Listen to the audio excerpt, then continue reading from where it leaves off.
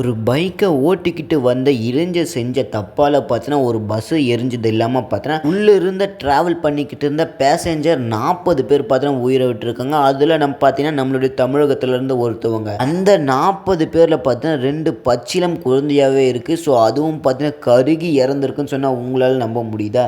கிட்டத்தட்ட பார்த்தா 44 பேர் பார்த்தீங்கன்னா ட்ராவல் பண்ணியிருக்காங்க. ஸோ இந்த ஒரு ஆம்னி பஸ்ஸில் நடந்த ஒரு இன்சிடெண்ட்டால் பார்த்தீங்கன்னா 46 லட்சம் மதிப்புள்ள ஸ்மார்ட் ஃபோன்கள் 234 ஸ்மார்ட் ஃபோன்கள் பார்த்தீங்கன்னா கருகிருக்கு. ஹைதராபாத்லேருந்து ட்ராவல் பண்ணிக்கிட்டு இருந்த இந்த ஒரு ஆம்னி பஸ் உள்ளே எல்லாரும் பார்த்தீங்கன்னா தூங்கிக்கிட்டு இருந்த டைமில் பார்த்தீங்கன்னா பெங்களூரு அன்னைக்கு பார்த்தீங்கன்னா போய்கிட்டு இருந்தது.